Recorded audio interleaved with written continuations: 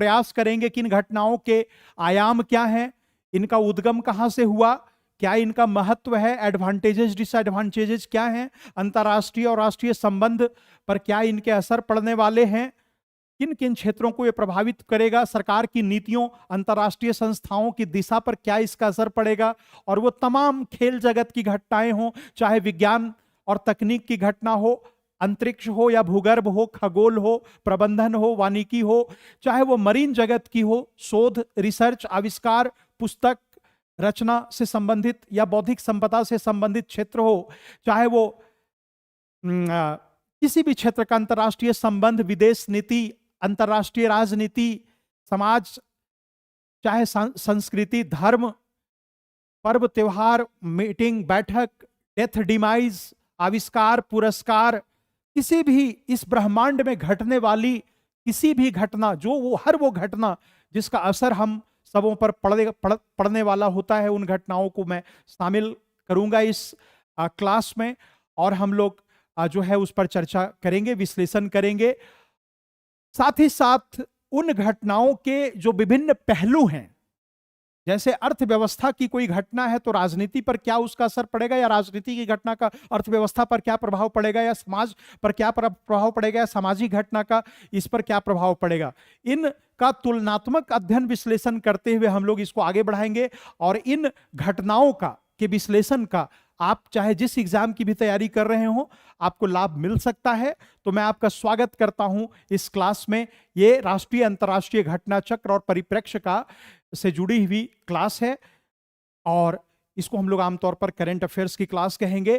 तो आज की जो क्लास है, उस क्लास आज की क्लास को जिस मुद्दे पर हम लोगों ने माने किया है, उस क्लास को हम लोग, इस क्लास का नाम है समाज, जनसंख्या और जनसंख्या का वर्गीकरण। समाज, जनसंख्या, जनरेशन और जनरेशन का वर्गीकरण। पहले हम लोग समझेंगे जनरेशन होता क्या है। जैसा कि लिखा हुआ है बाबू साउंड बढ़ाओ, इसका साउंड इसका बढ़ाइए, तो बढ़ाने का कल है, जानते हैं, बहुत जल्दी से साउंड बोलते हैं तो बढ़ाओ थोड़ा सा, फुल है। जनरेशन का वर्गीकरण, पहले हम लोग समझेंगे कि आखिर जनरेशन है क्या। अभी जनरेशन बीटा चल रहा है, अभी का जो दौर है वो है जनरेशन बीटा। जनरेशन बीटा हम लोग अभी इसमें देखेंगे कि जनरेशन बिल्डर्स, बूमर्स, क्या हाईएस्ट था, हाईएस्ट, बिल्डर्स, बूमर्स, इधर रहो आसपास, ठीक, जाना नहीं, builders, boomers, generation X, generation Y, generation Z, generation alpha, generation beta,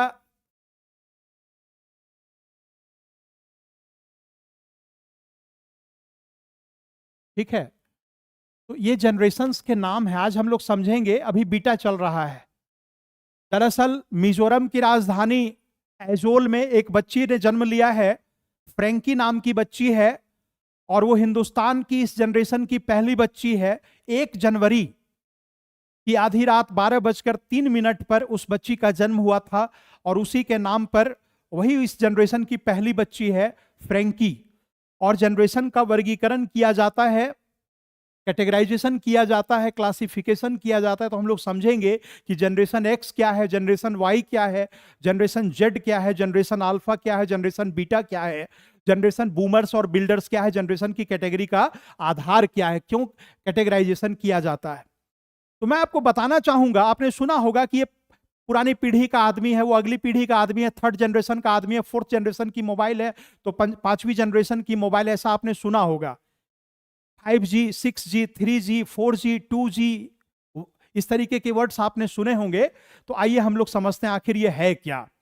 दरअसल दुनिया में जनसंख्या का वर्गीकरण किया जाता है, वर्गीकरण किया जाता है जनसंख्या का, स्त्रियों का, पुरुषों का, बूढ़ों का, बच्चों का वर्गीकरण किया जाता है। तो लगभग 15 से 20 साल में, 15 से 20 साल का एक कैटेगरी बनाया जाता है। 15 से 20 साल की एक पीढ़ी होती है, मतलब एक पीढ़ी का जो दौर होता है वो 15 से 20 साल का होता है। एक कैटेगरी जो बनाया जाता है वो 15 से 20 साल का बनाया जाता है, ठीक है। उसके बाद अगली जनरेशन शुरू हो जाती है। वो जिंदा रहते हैं, मृत्यु नहीं हो जाती है, लेकिन वो जनरेशन बदल जाती है, अगली जनरेशन आ जाती है।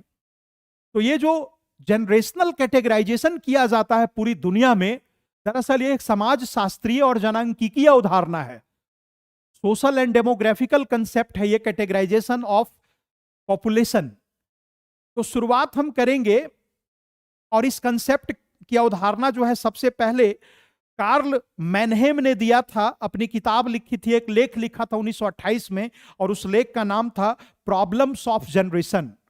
कार्ल मैनहेम, इसी ने यह थ्योरी दिया था categorization of generation. Karl Mannheim ने एक किताब लिखी थी 1928 में, और इस किताब नहीं था, वो एक जर्नल में प्रकाशित एक लेख था। तो उसको गैजेट्स जर्नल्स में लिखे जाते हैं इस तरीके के लेख, पाश्चात्य वर्ल्ड में बड़ा ये है। तो इसका नाम था प्रॉब्लम्स ऑफ जनरेशन,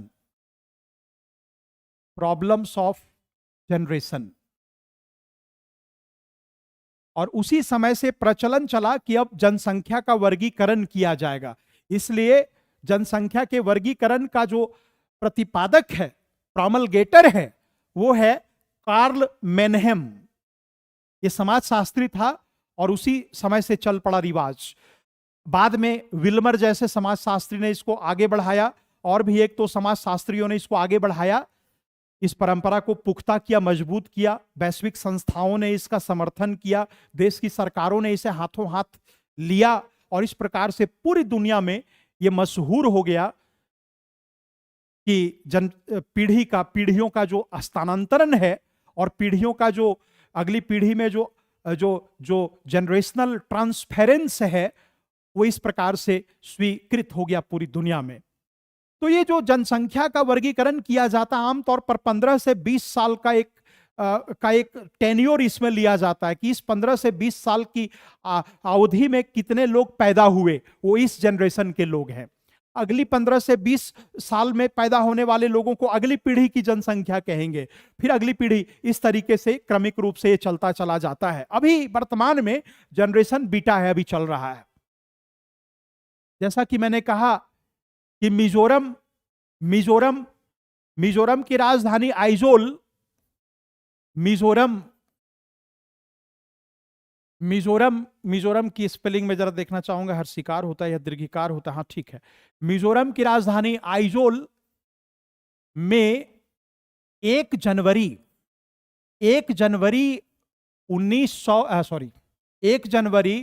2025 की रात 12:03 पर एक बच्ची ने जन्म लिया, और उस बच्ची का नाम है फ्रेंकी,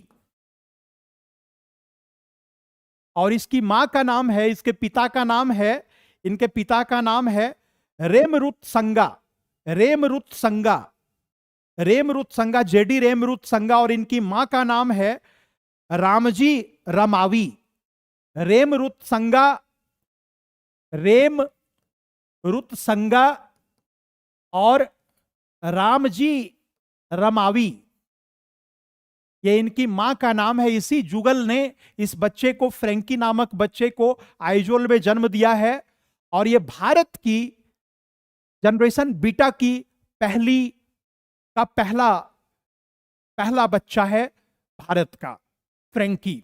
आइए हम लोग समझते हैं कि जनरेशन का कैटेगराइजेशन कैसे किया गया है। तो जैसा कि मैंने कहा कि सबसे पहले हैं बिल्डर्स। पहली जनरेशन जहां से शुरुआत हुई, उसके पहले का हिसाब किताब हम लोग नहीं रखते हैं, शुरुआत हम लोग बिल्डर्स से करेंगे। बिल्डर्स जो 1925 से 1940 के बीच की पीढ़ी है, जो 70 या 80 साल के हो गए हैं लोग। दूसरी है बिल्डर्स के बाद बूमर्स, सेकेंड वर्ल्ड वार के बाद जो पैदा हुए, बेबी बूम के बाद बूमर्स 1900, यहां 39 कर देता हूं, या 25 से 45 कर देता हूं इसको, आई एम सॉरी, 25 से 45 कर देता हूं इसको, और ये 46 से 76। तो इसको 1925 से 45 और फिर 46 से 64।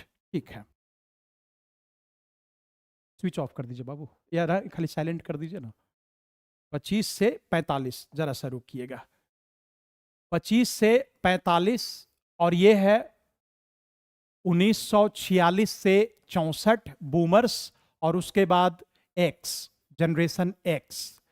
ये है 1965 से 1979, और ये है वाई, ये है माने जनरेशन वाई, जी वाई, जी एक्स, जी बूमर्स, जी बिल्डर्स, और ये है 1980 से 1994, और ये है, या इसको 79 न 94 न लिख करके ऐसा लिख देते हैं 1994। अब आते हैं जनरेशन अल्फा। अल्फा अल्फा दोनों कह सकते हैं, ग्रीक वर्ड, ग्रीक संकेतक है ये, और ये है जी बीटा, या बेटा भी इसको कहा जाता है। अंग्रेजी में बेटा होता है, पढ़ते हम लोग बीटा है। तो आइए हम लोग समझते हैं कि आखिर इसको भी हटा दीजिए। अब यहां से हम लोग देखेंगे, चर्चा को स्पष्ट करेंगे। आइए हम लोग देखते हैं कि आखिर ये जनरेशन बिल्डर क्या है, जनरेशन बूमर्स क्या है, जनरेशन एक्स क्या है, जनरेशन वाई क्या है, जनरेशन जेड क्या है, जनरेशन अल्फा क्या है, और जनरेशन बीटा क्या है। किसका फोन था? जनरेशन बीटा क्या है? तो जनरेशन बीटा क्या है? तो जनरेशन बीटा क्या है? शुरुआत हम करेंगे जनरेशन बिल्डर से। सबसे पुरानी पीढ़ी भारत की जनरेशन बिल्डर कहलाती, जो अभी जीवित है, जिनकी आयु 70, 80 या उससे भी ज्यादा की हो चुकी है, जिनका जन्म 1945 के पहले हुआ है। 1945 के पहले, आप पहले जितना आ जा सकते हैं बैक, 25 के भी पहले, 1920, 1915, 1910, जितना आपको बैक जाना है तो उसको आप कर सकते हैं 1925 के पहले। तो उसको हम लोग बिल्डर्स क्यों कहते हैं? क्योंकि ये इन्हीं ने आधार दिया हुआ है समाज को एक प्रकार से, इसी ने बाकी के जनरेशन्स को खड़ा किया हुआ है, जन्माया है, या इन्हीं की संततियां हैं जो अभी सांस ले रही हैं, डायरेक्टली इनडायरेक्टली। इसलिए इनको बिल्डर्स कहा जाता है। यानी जैसे मकान में जैसे बुनियाद होती है ना, आधारशिला होती है ना, प्राथमिक जो बुनियाद होती है ना, उसी तरीके से ये जो है, तो जो बूढ़ी हो चुकी जनसंख्या, जो 70 या 80 साल की जो जनसंख्या हो चुकी है, 70-80 साल की जो जनसंख्या हो चुकी है, इसको बिल्डर्स कहेंगे। ठीक, ज्यादा इस पर चर्चा, तो उसके पहले की कहानी जानते हैं। इन्होंने प्रथम विश्व युद्ध देखा, इन्होंने वैश्विक महामंदी देखी, इन्होंने द्वितीय विश्व युद्ध देखा, इन्होंने दुनिया की तबाही देखी, नागासाकी हिरोशिमा पर एटम बम गिरते हुए देखा, इन्होंने चर्चिल और एटली और वुड्रो विल्सन का दौर देखा, इन्होंने पूंजीवाद, साम्राज्यवाद, विस्तारवाद, उपभोक्तावाद, बाजारवाद का उभार देखा, इन्होंने स्वतंत्रता आंदोलन देखे, इन्होंने, अगर वो जिंदा है उनमें से कुछ, तो उन्होंने दुनिया में बहुत प्रकार की चीजों को देखा, बहुत सारी क्रांतियां देखी, आंदोलन देखे। ये बिल्डर्स हैं, इनकी आंखों में होश है, सूझ है और अनुभव की अंतर्दृष्टि इस जनरेशन में। अगर ऐसा व्यक्ति अगर जिंदा है तो वो बहुत महत्वपूर्ण व्यक्ति माना जाएगा। दूसरा जनरेशन आया बूमर्स का, जो सेकेंड वर्ल्ड वार के बाद पैदा हुई। सेकेंड वर्ल्ड वार के बाद भारत आजाद हुआ, दक्षिण अफ्रीका आजाद हुआ, चीन आजाद हुआ, दुनिया में बहुत सारे नवोदित राष्ट्र बने, संयुक्त राष्ट्र संघ का गठन हुआ, व्यवहारवादी क्रांति अमेरिका में जन्मी, शिकागो स्कूल ऑफ थॉट में दुनिया के संवैधानिक और स्थापित मान्यताओं को चुनौती दी जाने लगी। लोगों को लगा कि हम लोग संवैधानिक संस्थाओं को चुनौती दे सकते हैं, अपनी आवाज हम लोग उठा सकते हैं, आवाज सुनी जाएगी, दरवाजे खोले जाएंगे, मांगे पूरी की जाएंगी। तो इस प्रकार से ये जो पीढ़ी पैदा हुई सेकेंड वर्ल्ड वार के बाद, यानी कि 1946 से लेकर 64 के बीच जो लोग पैदा हुए, वही बूमर्स कहलाते हैं, सेकेंड जनरेशन के लोग कहलाते हैं, जनरेशन बूमर्स इनको कहा जाता है। इन्होंने बहुत सारी चीजें देखी, जैसे अमेरिका में जॉन एफ कैनेडी की हत्या देखी, अमेरिकी राष्ट्रपति जॉन एफ कैनेडी की हत्या देखी, मार्टिन लूथर किंग जूनियर की हत्या देखी, इन्होंने कैथोलिक और प्रोटेस्टेंट का विद्रोह का आपसी तनातनी देखी। उसके बाद इन्होंने कई राष्ट्रों के अंतर संघर्ष देखे, कई राष्ट्रों का जन्म देखा, लोकतंत्र का जन्म देखा, संविधानवाद का जन्म देखा, कॉन्स्टिट्यूशनलिज्म, बर्थ ऑफ कॉन्स्टिट्यूशनलिज्म। जैसे भारत ने गणतंत्र का मार्ग चुना, अपना संविधान बनाया, 3 वर्ष 11 महीना 18 दिन की कड़ी मेहनत के बाद संविधान सभा का गठन देखा, पाकिस्तान का जन्म देखा, तानाशाही का अंत देखा, पूंजीवाद का खात्मा देखा, समाजवाद का उभार देखा, बहुत प्रकार की चीजें, अमेरिका को ताकतवर बनते देखा। अमेरिका सेकेंड वर्ल्ड वॉर के बाद ही इतना ताकतवर हो गया। शीत युद्ध की शुरुआत इसने देखी। तो ये सेकेंड जनरेशन जो है इसको बूमर्स कहा जाता है। इसके अपने कैरेक्टरिस्टिक्स हैं, फीचर्स हैं बूमर्स के भी। तो बूमर्स, इसके बाद जनरेशन एक्स की बात करेंगे।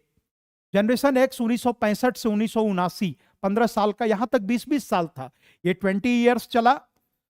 इस दौरान जो भी जन्मा वो बिल्डर्स हुए, इस दौरान जो जन्मे 20 ईयर्स इसका भी दौर रहा लगभग, ये बूमर्स हुए। दरअसल सेकेंड वर्ल्ड वॉर के बाद जो बेबी बूम की कंसेप्ट आई थी ना, उसी के आधार पर बूमर्स इसका नाम दिया गया है। यह संस्था आदर्शवाद को तिलांजलि देकर के व्यवहारवाद, प्रयोगवाद, यथार्थवाद, संरचनावाद, क्रियावाद, संदेहवाद, बहुत सारे इज्म आए, और इतिहासवाद, आदर्शवाद, कल्पनावाद, सिद्धांतवाद, संविधानवाद चलिए बीच में रखते हैं, आदर्शवाद, दर्शनवाद, नैतिकता, मूल्य, ऊंचे आदर्श जैसी चीजों को तिलांजलि दे दी। इसने कहा कि नहीं काम चलेगा ईमानदारी से, नहीं काम चलेगा आदर्श से, ऊंचे मूल्य से, हम लोगों को क्या करना होगा। हाँ बैठो, हमने अपसेट फील कर रहे, तो यहीं बैठ जाओ पीछे, फिर बुलाएंगे ऐसे तो तुरंत आ जाना, बैठ जाओ। तो इसने, ये जो जनरेशन है बूमर्स, इसने कहा कि कल्पनावाद, आदर्शवाद, नैतिकतावाद, सिद्धांतवाद से काम नहीं चलेगा। इसने चुनौती देनी शुरू कर दी। कहा कि संवैधानिक संस्थाओं के स्थान पर उनके व्यवहार का अध्ययन करेंगे, अदालतों की जगह पर अदालतों में बैठे हुए न्यायाधीशों के व्यवहार का अध्ययन करेंगे, और सिर्फ शासन व्यवस्था को सिर्फ हम राज घरानों तक सीमित नहीं रखेंगे, बल्कि समाज के जितने भी स्टेक होल्डर्स हैं, किसान, गरीब, निर्धन, अनपढ़, पिछड़ा, दलित, शोषित, स्त्री, कमजोर, वंचित, व्यापारी, अभियंता, जितने भी समाज में स्टेक होल्डर्स हैं, पार्टिसिपेंट्स हैं, सबकी भागीदारी की बात उठाने लगा। यानी बहुसंस्कृतिवाद, बहुलवाद, बहुभाषावाद, ये जितने भी अवधारणाएं आप पाते हैं, सब इसी जनरेशन की हुई अमेरिका में व्यवहारवादी क्रांति भी हुई थी इसी में। तीसरा जनरेशन है जनरेशन एक्स। जनरेशन एक्स की क्या विशेषता है? जनरेशन एक्स के लोग जो इस दौर में पैदा हुए, उन्होंने औद्योगिक क्रांति देखी, औद्योगिक क्रांति कहते हैं, हरित क्रांति का दौर देखा। नॉर्मन बोरलॉग ने, मैक्सिको एग्रीकल्चरल साइंटिस्ट ने अमेरिका में हरित क्रांति करवाई, हाई यील्डिंग सीड्स, और भारत में भी एम.एस. स्वामीनाथन की अगुवाई में जो हरित क्रांति देखी, फिर पीली क्रांति, लाल क्रांति, गोल क्रांति, पिंक गुलाबी क्रांति, धूसर क्रांति, स्वर्ण क्रांति, रजत क्रांति, लाल क्रांति, इंद्रधनुषी क्रांति, रेम्बो रेवोल्यूशन, ये जितने भी क्रांतियों का फिर तांता लग गया, लंबी श्रृंखला चल पड़ी भारत में आगे चल करके। लेकिन जो हरित क्रांति का दौर इसने देखा और कहा कि किस प्रकार से टेक्नोलॉजी की भूमिका बढ़नी चाहिए, बैंक की भूमिका बढ़नी चाहिए, सरकार की विकास में भूमिका बढ़नी चाहिए, प्राथमिकताएं तय होनी चाहिए, और इस प्रकार की तमाम चीजों को इस जनरेशन ने देखा, और इसका जो माइंडसेट था, thought of direction of thought था, इस प्रकार से सेप्ट हुई। तो इसको हम लोग कहते हैं जनरेशन एक्स। इसने कहा उत्पादन बढ़ाया जा सकता है, औद्योगिकरण किया जा सकता है, संसाधनों का न्यायपूर्ण और औचित्यपूर्ण पुनर्वितरण किया जा सकता है, असंतोष, अन्याय, अत्याचार के खिलाफ आवाज भी उठाई जा सकती है, स्थापित संस्थाओं को हटा करके नव संस्थाओं का निर्माण किया जा सकता है, विकास प्रशासन, नव लोक प्रशासन, नव प्रबंधन लाया जा सकता है, निजी प्रशासन की भागीदारी भी बढ़ाई जा सकती है। इसके साथ प्रशासन को लक्ष्योन्मुख, प्रभावोन्मुख, प्रभावोत्पादक किया जा सकता है, बनाया जा सकता है, जवाबदेह, पारदर्शी और जिम्मेदार भी बनाया जा सकता है। लोगों की सहभागिता सुनिश्चित की जा सकती है। आंदोलन, हड़ताल, क्रांति, बगावत, सभा, जुलूस, गोष्ठी और वो तमाम राजनीतिक और नैतिक उपकरणों का प्रयोग किया जा सकता है। अपनी जीवन की बेहतरी के लिए अपनी मांगों को उठाया जा सकता है और राजनीतिक अधिकार, कानूनी अधिकार को भी लाया जा सकता है। इस जनरेशन ने ये बात हम लोगों को पढ़ाई और सीखी और देखी। तो ये हो गया जनरेशन जी। जनरेशन वाई की बात करेंगे, ये वास्तव में विकास का जनरेशन है, तकनीक का जनरेशन है, औद्योगिकरण का जनरेशन है। खासतौर से भारत की बात करें तो 1980 से 94 का दौर एकदम उहापोह का जनरेशन है। भारत ने उदारीकरण देखा, भारत ने भूमंडलीकरण देखा, भारत ने निजीकरण देखा, भारत ने कंप्यूटरीकरण, विद्युतीकरण देखा, भारत ने तीव्र औद्योगिक विकास, समावेशी विकास, न्याय के साथ विकास की अवधारणा देखी। भारत ने वैश्विक प्रतिस्पर्धा से होड़ लगाना सीखा और भारत उस दौर में पैदा हुआ जब शोले और जंजीर जैसी फिल्मों का असर इस जनरेशन पर पड़ रहा था। अमिताभ बच्चन जैसे हीरोज आ रहे थे और दिल वाले दुल्हनिया ले जाएंगे, और ओवरसीज ट्रांसपोर्टेशन की बढ़ती हुई रफ्तार और वैश्विकीकरण का दौर इस जनरेशन में, वो तब पैदा हुई थी ये जनरेशन। 1980 से 94, इसको वाई कहा जाता है, जनरेशन वाई। भूमंडलीकरण में जहां संस्कृतियों का, समाजीकरण का, तकनीक का, विज्ञान का, शिक्षा का, स्वास्थ्य का जहां पर अंतर संबंध बनता, उसको हम लोग कहते हैं भूमंडलीकरण, ग्लोबलाइजेशन। पूरा ग्लोब, पूरी पृथ्वी एक हो गई। यानी भारत, चीन, रूस, जापान के बीच का जो ज्योग्राफिकल बाउंड्रीज था सिंबॉलिकली, वो मिट गया। आप कहीं भी आ सकते हैं, जा सकते हैं, खा सकते हैं, पी सकते हैं, रह सकते हैं, ठहर सकते हैं, बिजनेस, व्यापार, पेशा वृत्ति कर सकते हैं, लोगों से हिल मिल सकते हैं, इलाज करा सकते हैं, पर्यटन कर सकते हैं, आध्यात्मिक भूख मिटा सकते हैं, लोगों से समागम कर सकते हैं, तकनीक का आदान प्रदान कर सकते हैं। इसको भूमंडलीकरण कहा जाता है। इसकी शुरुआत हुई थी भारत में 1990 के बाद। नई आर्थिक नीति लॉन्च किया गया था इस जनरेशन, इस दौरान तब उनका जन्म हुआ था। निजीकरण कहते हैं जब सार्वजनिक लोक प्रशासन और में जब निजी क्षेत्र की सहभागिता बढ़ गई और जब विनिवेश प्रक्रिया आरंभ हुई और जब सरकारों ने कोलैबोरेशन करना शुरू किया प्राइवेट सेक्टर से, उसको निजीकरण कहते हैं। ठीक है। जिस प्रकार से यहां पर राष्ट्रीयकरण देखा था इस जनरेशन ने भारत में, नेशनलाइजेशन ऑफ बैंक्स, तो इस जनरेशन ने देखा डीनेशनलाइजेशन देखा। जैसे इसने डीकोलोनियलिज्म देखा तो इसने डी इंस्टीट्यूशनलाइजेशन देखा, तो इसने नेशनलाइजेशन देखा, तो इसने डीनेशनलाइजेशन देखा। तो निजीकरण, उदारीकरण, भूमंडलीकरण, औद्योगिकरण, विद्युतीकरण, कंप्यूटरीकरण, ये सब का दौर इसमें जो पैदा हुए, ये जनरेशन का वो लक्षण है। अब हम लोग बात करेंगे जनरेशन अल्फा की। सबसे दिलचस्प, इसका टेन्योर था 1995 से 2009 तक। छूटा कौन? जेड छूट गया ना। अच्छा ठीक है, रुकिए। जनरेशन वाई, तो जेड छूट गया, माफ कीजिएगा। जनरेशन जेड होगा यहां पर, जनरेशन जेड हो जाएगा यहां पर। जेड तब होगा अल्फा और तब होगा बीटा। ये हो गया जनरेशन अल्फा और ये हो गया जनरेशन बीटा। ठीक है, तो ये हो गया जनरेशन अल्फा और ये हो गया जनरेशन बीटा।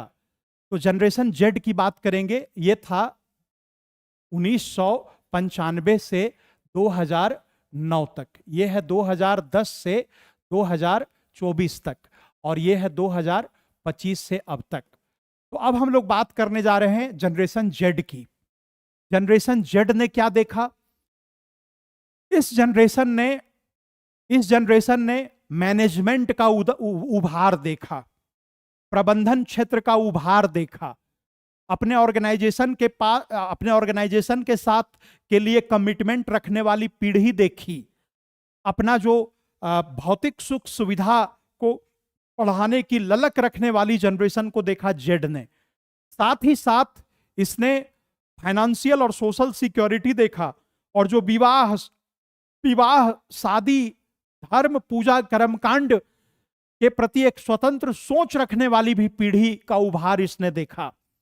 साथ ही साथ उपभोगवाद, कंज्यूमरिज्म और कॉमर्शियलिज्म और कमोडिटाइजेशन, यानी कि वाणिज्यीकरण, व्यापारीकरण और वस्तुकरण में रुचि रखने वाली यह पीढ़ी रही है 1995 से 2009 तक के जो बच्चे पैदा हुए, उस दौर में पैदा हुए जब पूरी दुनिया सुख, समृद्धि और संसाधन देख रही थी या देखना चाह रही थी। हालांकि इसमें 2008 की अमेरिकी महामंदी को भूलना नहीं चाहिए। बीच में आया था 2-3 साल का एक दौर जब हमारी इकोनॉमी पहले रिसेशन में गई वर्ल्ड की, और रिसेशन के बाद ट्रफ में चली गई थी, खासतौर से अमेरिका में जब वहां की बैंकें धराशायी हो गई थी, प्राइवेट बैंक्स, तो उसने पूरी दुनिया को प्रभावित किया था। भारत पर भी उसकी आंच आई थी। वो एक्सेप्शन मानकर अगर चलिए तो उस समय एकदम उभार था समृद्धि की, संपन्नता की, विकास की, जीडीपी ग्रोथ की, वर्चुअल जीडीपी की, नॉमिनल जीडीपी की, साथ ही साथ नॉलेज के जीडीपी की, रियल जीडीपी की, सबकी एकदम उभार पूरी दुनिया में। एकदम भारत भी बेतहासा भागा चला जा रहा था और इसका साइज इकोनॉमी का बढ़ता चला जा रहा था। इसके साथ राजनीतिक क्षेत्र में और विज्ञान के क्षेत्र में भी नई नई ऊंचाइयां छू रहे थे दुनिया के देश, खासतौर से भारत के लिए स्वर्णिम युग ये सब रहे। उसके बाद आया जनरेशन अल्फा। जनरेशन अल्फा अगर भारत के संदर्भ में बात करें तो ये जनरेशन बहुत ही एक तरह से सबसे बढ़िया जनरेशन भी है, सबसे बढ़िया दौर भी ये देख रहा है, और सबसे खराब दौर भी यही है। सबसे आशा वाला भी दौर है, सबसे निराशा वाला भी दौर है, सबसे ज्यादा विकल्पों वाला दौर है और सबसे ज्यादा विकल्पहीनता का भी दौर है। सबसे ज्यादा सुकून और सुख देने वाला ये दौर है, और सबसे ज्यादा तकलीफ और कष्ट देने वाला भी दौर ये है। इस दौर में जो बच्चे पैदा हो रहे हैं वो डिजिटल बच्चे पैदा हो रहे हैं। Online shopping, online chatting, online education, electronic governance, electronic judiciary यानी ई कॉमर्स, ई जुडिशरी, ई एजुकेशन, उसके बाद इलेक्ट्रॉनिक परिवहन, इलेक्ट्रॉनिक कॉमर्स, यानी कि पूरी तरह से cashless economy, demonetization of money Bharat ने देखा। और भारत ने बहुत बड़ी 60 साल से चली आ रही भारत में एक एकदम सत्तारूढ़ राजनीतिक दल को सुपरसीड करके एक नई जो दक्षिणपंथी विचारधारा की पार्टी को सत्तासीन होते हुए भारत ने देखा। एक ऐसे सख्त मिजाज का और एक स्ट्रॉन्ग और रोबस्ट पर्सनालिटी को भारत को चलाते हुए देखा इसने। 10 साल ये पीढ़ी इसमें पैदा हुई है। थोड़ा धर्म, थोड़ा कर्मकांड, थोड़ा राजनीतिक, जिसको रेडिकल थिंकिंग कहते हैं, रेडिकल रिलीजियस थिंकिंग कहते हैं, ये भारत ने देखा। तो 4 चीजों के लिए जनरेशन जानी जाएगी अल्फा। कौन कौन? सबसे पहले गैजेट्स, डिवाइसेज, इक्विपमेंट, उसके बाद डिजिटलाइजेशन और नेट, इंटरनेट, मोबाइल वगैरह जैसी चीजों के उभार और प्रादुर्भाव के लिए जाना जाएगा। ये राजनीतिक उठापटक और सामाजिक उठापटक और धार्मिक और सांस्कृतिक उठापटक के लिए भी दौर जाना जाएगा।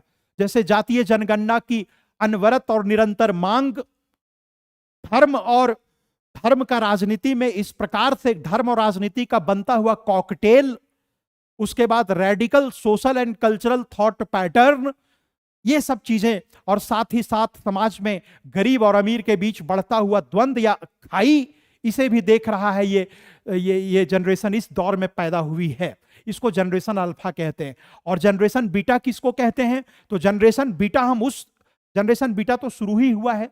जनरेशन बीटा चलेगा 2025 से 2039 तक, लगभग 15 वर्ष ये चलेगा, 2039 तक, 39 तक। ये जनरेशन जो है एक आभासी दुनिया में जिएगी। ये जनरेशन नाना नानी, मौसा मौसी, फूफा फूफी, भैया दीदी, ये सब की कल्पना को उतना प्रभावी रूप से नहीं समझ पाएगी कि आखिर होता क्या है जीवन में इनका मोल। ये जनरेशन ग्लोबल वार्मिंग फेस करेगी, आइस मेल्टिंग की समस्या फेस करेगी, एक्सटेंशन ऑफ स्पेसीज की समस्या फेस करेगी, ग्रीन हाउस इमिशन की समस्या फेस करेगी, और साथ ही साथ सीजनल चेंजेस, क्लाइमेट चेंजेस की समस्या फेस करेगी, और नए नए diseases, unpremeditated, unexpected, unstructured unformatted diseases का दौर का ये युग देखने वाली है ये। और सब चीज डिजिटलाइज हो जाने वाला है। लोग हाथ मिलाने से कतराएंगे, लोग पैर छूना नहीं जान पाएंगे ठीक ठीक। सारी पुरानी संस्कृतियां ध्वस्त होने की संभावना है। और ये जनरेशन जो नई पैदा हो रही है वो विचार विमर्श वार्तालाप से छिन्न भिन्न हो जाएगी। और सबसे ज्यादा मार पड़ने वाली है भाषा पर। ये जनरेशन ऐसी जनरेशन आएगी जो 10 लाइन शुद्ध शुद्ध लिख नहीं पाएगी, 10 लाइन शुद्ध शुद्ध सोच नहीं पाएगी, चीजों का विश्लेषण वर्णन नहीं कर पाएगी, क्योंकि सारी चीजें रेडीमेड मिलने वाली इस जनरेशन को, जनरेशन बीटा को। चाहे वो कविता हो, कहानी हो, लेख हो, इतनी ज्यादा टेक्निकलाइज हो जाएंगी चीजें कि आप बोलिए और चीजें लिख दी जाएंगी। आप अभिनेताओं को अभिनय भी नहीं करना पड़ेगा फिल्मों में। आर्टिफिशियल इंटेलिजेंस जो है उनके जगह में अभिनय कर देगा। सिर्फ बौद्धिक संपदा और कॉपीराइट का वो लोग अधिक पैसा मांगेंगे कि हमारा चेहरा केवल पेस्ट कर दो। बॉडी डबल्स होंगे, एक्टिंग डबल्स होंगे, सब कुछ टेक्नोलॉजी करेगा। गीत गाएंगी, कहानी की रचना भी करेंगी, क्लासरूम्स में पढ़ाएगी। वो जो विकैरियस और आर्टिफिशियल जो शैडो पर्सनैलिटीज हैं उनका प्रादुर्भाव होगा होटलों में, स्कूलों में, हवाई अड्डों पर, रेलवे स्टेशनों पर, बंदरगाहों पर, बस स्टैंड्स पर, दुकानों में, हर जगह इसका प्रादुर्भाव और बोलचाल हो जाएगा 1940 आते आते। और भी संभावनाएं जताई जा रही हैं, जैसे हम लोग अंतरिक्ष के बारे में और भी नई नई जानकारियां प्राप्त करेंगे। सूरज, चांद, बृहस्पति, शनि, प्लूटो, नेपच्यून, मंगल, और भी सोलर सिस्टम, मंदाकिनी, आकाश गंगाओं के बारे में हम लोग बहुत सारी ऐसी ऐसी हैरत अंगेज जानकारियां प्राप्त करने वाले हैं अगले दशक तक, जो सुन करके हम लोग दांतों में उंगली दबा करके खड़े रह जाएंगे हतप्रद कि आखिर हम लोग। तो एक तरह से माना जाए तो ये जो जनरेशन आने वाली है या तो आत्मघाती साबित होने वाली है, पूरी दुनिया खत्म हो जाएगी, या नहीं तो फिर एक ऐसी दुनिया में हम लोग प्रविष्ट होने वाले हैं जहां मकान इस प्रकार जमीनों पर नहीं बनेंगे, समुद्रों में बनेंगे। क्योंकि समुद्र हम लोगों का 3/4 अनएक्सप्लॉइटेड है, अनयूज्ड है, और यहां पर खेती बाड़ी होगी, पेड़ पौधे लगाए जाएंगे, ये मकान तोड़ दिए जाएंगे सरकारों के द्वारा। भारत की मैं बात नहीं कर रहा हूं, लेकिन बहुत सारे ऐसे देश हैं, Australia, Canada, Poland, Holland, Greenland, Ireland, Germany, France, England, संयुक्त राज्य अमेरिका, चेकोस्लोवाकिया, संयुक्त अरब अमीरात, बहुत सारे ऐसे देश दुनिया में है, जापान, जहां पर ऐसे मकान बनाए जाएंगे जिनसे जमीन की बर्बादी ना होगी। रेलवे स्टेशन वगैरह सब जमीन के नीचे दौड़ेंगे, रेलें जमीन के अंदर दौड़ेंगी। और हम लोग जो इतना जाम वगैरह फेस करते हैं ऑफिस जाने में, स्कूल जाने में, वो सब जाम वाम की समस्या नहीं रहेगी। हम लोग उड़ करके जाएंगे। खान पान का पैटर्न बदल जाएगा। हम लोग 3 बार नहीं खाएंगे, 5 बार नहीं खाएंगे, इंजेक्शंस लेंगे, टैबलेट्स लेंगे, प्रोटीन सप्लीमेंट्स लेंगे, एडिशनल फूड्स लेंगे। तो मेडिकल, चाहे वो मेडिकल सेक्टर हो, एजुकेशन सेक्टर हो, या फिर वो जुडिशियरी सेक्टर हो, लेजिस्लेचर हो, हर जगह एक ऐतिहासिक क्रांति का दौर ये जनरेशन देखने वाली, जिसको जनरेशन बीटा कहा जा रहा है। तो इस प्रकार से हम लोग जनरेशन की बात कर रहे थे। अब जब बात जनरेशन्स की हो रही है तो जनरेशन्स बहुत सारी समस्याएं भी पैदा करेगी, क्योंकि हर जनरेशन के लिए पिछली जनरेशन आउटडेटेड हो जाती है, आउटमोडेड हो जाती है। हर अगली जनरेशन, उदाहरण के लिए हम लोग अपने आप को आधुनिक समझते हैं कि गैस पर खाना बनाते हैं, महंगी गाड़ियों में चलते हैं, अच्छे घरों में रहते हैं, अच्छे कपड़े पहनते हैं, अच्छी आईफोन्स का इस्तेमाल करते हैं, बहुत सारे चैनल्स को एंजॉय करते हैं, वगैरह वगैरह। लेकिन अगली जनरेशन इन चीजों को इतना आउटडेटेड समझेगी, इतना आउटमोडेड समझेगी, कहेगी कि कहां के लोग ये सब हैं। तो इसका रिजल्ट ये निकल रहा है कि चूंकि एक ही समाज में समसामयिक रूप से 4-5 जनरेशन से एक साथ निवास करने वाले हैं, इसका परिणाम ये होगा कि बहुत सारी समस्याएं पैदा हो जाने वाली हैं। उदाहरण के लिए क्या क्या समस्याएं आ सकती हैं? जैसे गलत फहमियां पैदा होंगी, गलत फहमियां, मिसअंडरस्टैंडिंग्स, हैल्यूसिनेशंस, मिसकंसेप्शंस पैदा होगा। सबसे पहली समस्या पैदा होगी, गलत फहमी पैदा होगी, क्योंकि पिछली जनरेशन अगली जनरेशन को समझ नहीं पाएगी, अगली जनरेशन पिछली जनरेशन को समझ नहीं पाएगी, तो गलत फहमी पैदा, कहेंगे कुछ, सुनेंगे कुछ, समझेंगे कुछ, भाव, भाषा, पंक्ति, अभिप्राय सब अलग अलग होंगे, तो एकदम कंफ्यूजन ही कंफ्यूजन होने वाला है। बाप चाहेगा बेटा को प्यार करे, बेटा सोचेगा कि हमारी निजता का हनन कर रहा है, ये हमको टॉर्चर कर रहा है। मां समझेगी कि बेटी को जरा समझाएं, भले बुरे की सीख दें, बेटी समझेगी कि ये जो है स्वार्थ सिद्धि कर रही खुदगर्ज मां है। तो मां समझेगी बेटी के बारे में कुछ और बेटी समझेगी कि मां के बारे में कुछ। गलत फहमियां। दूसरा, भावनात्मक दूरी। लोग artificial intelligence, internet, gadgets, device, tools, equipments, state of the art infrastructure के चंगुल में इस तरह गिरफ्त में फंस जाएंगे कि लोगों के बीच भावनात्मक दूरी आ जाएगी। कोई दिल से दिल की बात ना कर पाएगा ना सुन पाएगा। लोग चूंकि बीच में वाया मशीन लोग बातें करेंगे, हम लोग ऑनलाइन बातें करेंगे, ऑनलाइन शादी विवाह भी बहुत सारी चीजें हो जाएंगी और पता नहीं क्या क्या होगा ऑनलाइन, ईश्वर ही जानता होगा। तो इससे भावनात्मक दूरी आ जाएगी। वो जो उष्मा, गर्मी, आत्मीयता, लगाव, स्पर्श और वो जीवंत स्पंदन होता था संबंधों का, शारीरिक संपर्क का, संसर्ग का, उसमें बहुत नाटकीय ढंग से कमी आने वाली है। तो ये दूसरा प्रभाव पड़ेगा। तीसरा, परस्पर विरोधी आदर्श, एकदम आइडियोलॉजीज बदल जाएंगे। हमारा सिद्धांत कुछ, आदर्श कुछ, मूल्य कुछ, लक्ष्य कुछ, और अगली पीढ़ी के लक्ष्य कुछ, विचारधारा कुछ, प्राथमिकता पसंद नापसंद कुछ।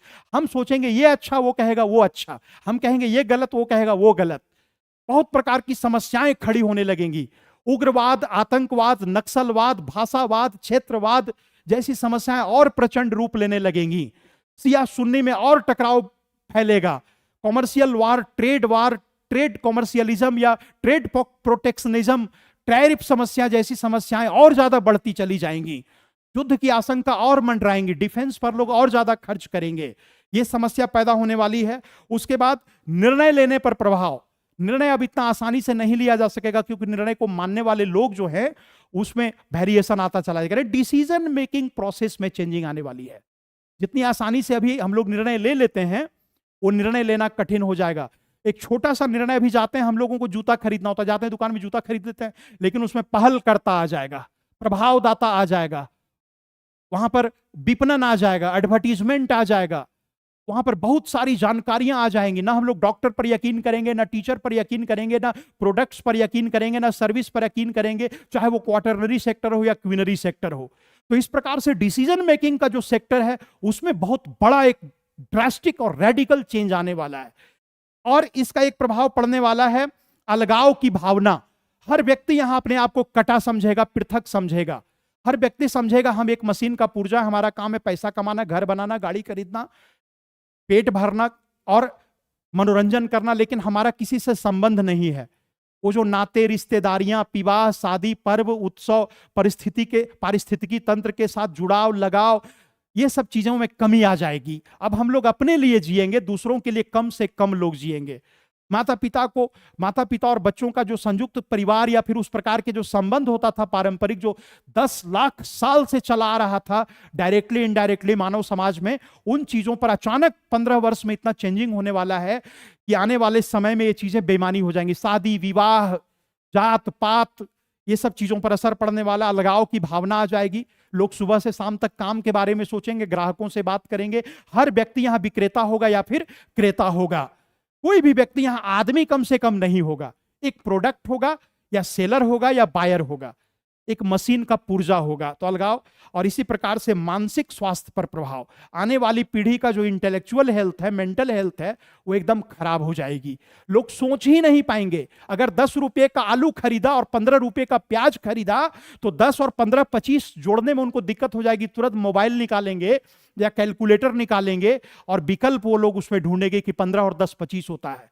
जैसे हम लोग क्या था, हम लोग का जनरेशन या उसे पिछले का जनरेशन बहुत सारी चीजें माइंड से करते थे।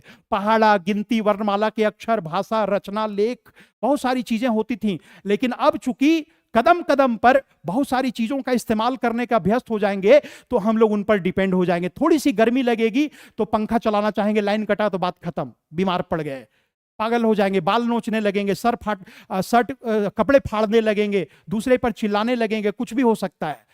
यानी मानसिक स्वास्थ्य पर बहुत ज्यादा प्रभाव प्रतिकूल पड़ने वाला है। मैंने सुना है मजाक में, एक महिला आई अपने पति के पास और सीधा बोली कि अजी आज खाना नहीं बनेगा। तो पति ने पूछा क्यों, खाना क्यों नहीं बनेगा? कहा कि खाना नहीं बनेगा क्योंकि मोबाइल में डेटा खत्म हो गया है। पति चौंका कि मोबाइल में डेटा खत्म होने से खाना क्या क्या संबंध है रे बाबा? गैस खत्म हो जाए, चावल खत्म हो जाए, आटा खत्म हो जाए, सब्जी पानी खत्म हो जाए तो बात समझ में आती, खाना नहीं बन पाएगा। मोबाइल में डेटा के होने ना होने से खाना का, कुकिंग का क्या संबंध है? उसने कहा बात समझे नहीं, मोबाइल नहीं चलेगा बगल में तो मैं रोटी नहीं बना पाऊंगी, सब्जी नहीं बना पाऊंगी।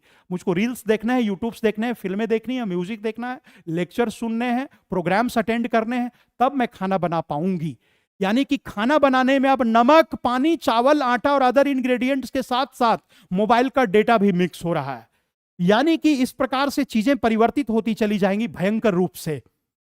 अब सवाल है कि इन समस्याओं को दूर कैसे किया जाए। समस्याएं तो खड़ी होंगी निश्चित रूप से। अगर आप एक चीज चाहते हैं, उसके कुछ पाना चाहते हैं, तो कुछ खोना भी पड़ेगा।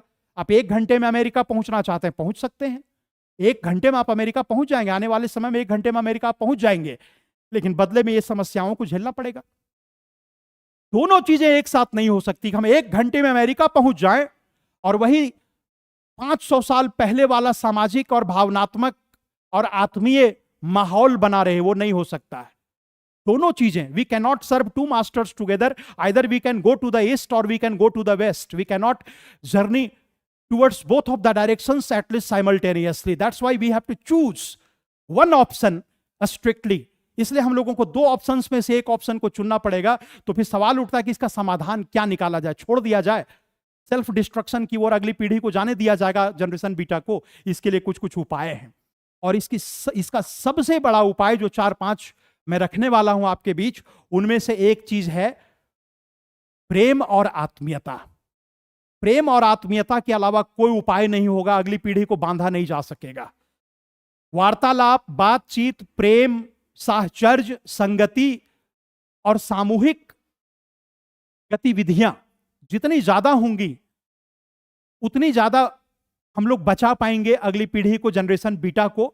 तो वार्तालाप, बातचीत, कम से कम डिनर, लंच, जहां तक पॉसिबल हो साथ में किया जाए, सामूहिक गतिविधियां की जाए, घूमने फिरने, पिकनिक, मनोरंजन के बहाने समय निकाला जाए, जरा सा भी मौका मिले और लोग घुले मिले जुलें, ये करना होगा। दूसरी चीज, समझौता, स्वीकार्यता, सहनशीलता और प्रशंसा का भाव लाना होगा। आमतौर पर देखा जाता है कि कोई भी पुरानी पीढ़ी होती ठीक अपनी अगली पीढ़ी के प्रति निंदा के भाव से भरी हुई होती है।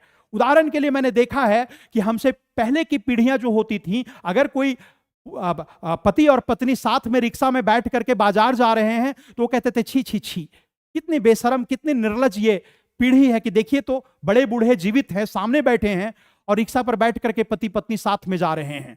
गांव से पहले निकल करके जाना पड़ता था 1 कोस दूर, लड़की को तब मोटरसाइकिल पर इंतजार करता था, रिक्शा पर इंतजार करता था उसका हस्बैंड, तब वो जाकर के बैठती थी रिक्शा में। यानी कि गांव में, बीच गांव में रिक्शा पर एक पति और पत्नी एक साथ एक समय में नहीं बैठ सकते थे। पुरानी पीढ़ियां एकदम कचूमर निकाल देती थी, इतनी निंदा के भाव से भर उठती थी। लेकिन आज उस बात को देख करके हम लोगों को लगता है कि नहीं, वो गलत थे, या फिर हम लोगों को लगता है उतनी भी बड़ी बात नहीं थी। साथ में पति पत्नी का खाना खाना, आपस में चलना, घूमना फिरना, बैठना उठना, ये उतनी खराब चीज भी नहीं है। लेकिन हर पिछली पीढ़ी अगली पीढ़ी की सारे परिवर्तनों के प्रति को हे दृष्टि से देखती है, निंदा करती है, आलोचना करती, भर्त्सना करती है। उस भाव में बदलाव लाना होगा, हम लोगों को स्वीकार करना होगा। अगर हम लोग माँ बाप हैं, शिक्षक हैं, पिछली पीढ़ी के लोग अगर हैं, तो हम लोगों को स्वीकार करना होगा कि कुछ समय की मांग होती है और जो भी परिवर्तन आवे, अगर उसमें रचनात्मकता है और समय की वो मांग है तो उसको स्वीकार करना पड़ेगा। फॉर एग्जाम्पल, आने वाली पीढ़ी में दिन और रात का भेद मिट जाएगा, शाम और सुबह का भेद मिट जाएगा, दुकानें 24 घंटे खुली रहेंगी, ऑफिस 24 घंटे खुले रहेंगे। अभी उदाहरण के लिए देखिए ना, अभी आप पढ़ रहे हैं, रात का समय है, क्लासें चल रही हैं, आधी आधी रात तक क्लासें चलती हैं। आने वाले समय में और भी इसमें ड्रास्टिक चेंज आएगा। तो पिछली पीढ़ी को इसके प्रति समझौताशील होना होगा, सहनशील होना होगा और प्रशंसनीय दृष्टि रखनी होगी कि अगर उसमें क्रियात्मकता है, सृजनात्मकता है, रचनात्मकता है, तो स्वीकारात्मकता का भाव उसके प्रति रखना होगा। यह इसका समाधान हो सकता है। इसके अलावा प्रौद्योगिकी, तकनीक और इन चीजों का जो है वो सही दिशा में प्रयोग करने के प्रति जन जागरूकता भी फैलाने, जैसे सब चीजों का लिमिटेशन तय करना होगा। जैसे स्पीड के लिए ट्रैफिक होता है, उसी प्रकार से मोबाइल हम लोगों को यूज कितने घंटे करना है और कब करना है, इन चीजों पर लगाम लगाने की आवश्यकता होगी। टीवी देखने का समय, मोबाइल चलाने का समय, या ड्राइविंग के वक्त मोबाइल न रखी जाए, या फिर सामूहिक परिवहन, या इस प्रकार की चीजें, बहुत सारी चीजें, मतलब नियम कानून, एक नया संविधान, नया कोड ऑफ कंडक्ट लाना होगा गैजेट्स और डिवाइसेस को लेकर के। अगर कोई कानून, अभी तक कोई कानून नहीं, अगर ये कानून नहीं लाया गया समय रहते, तो सारे बच्चे, सारी अगली पीढ़ी इसकी गिरफ्त में जा पड़ेगी और इसके भयंकर दुष्परिणाम होने वाले हैं और विशियस सर्कल में फंसने वाली है। इस प्रकार से कुछ कारगर, प्रभावी और व्यवहारिक उपाय उठाने होंगे, करने होंगे। कुछ कदम उठाने होंगे, तो इस प्रकार से जनरेशन गैप को मिटाया जा सकता है। तो आज मैं आपके सामने जिस टॉपिक को लेकर के आया था वो था generations, categorization of generation, generation builders, generation boomers, generation X, Y, Z, generation alpha and beta. Frankie नाम की लड़की जनरेशन बीटा की पहली बच्ची है, वो मिजोरम की राजधानी आइजोल में उसका जन्म हुआ। और अब हम लोग नई जनरेशन को देखने वाले हैं। ये जनरेशन हम लोगों की बात को ना समझ पाएगी, ना सुन पाएगी, ना सोच पाएगी, इसलिए तैयार भी रहना है एक जुगांतकारी प्रवर्तन के लिए।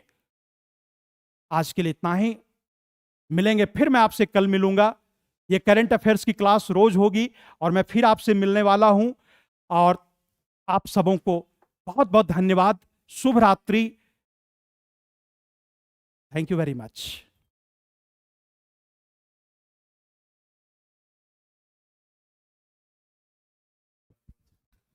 आओगे ना रे बाप।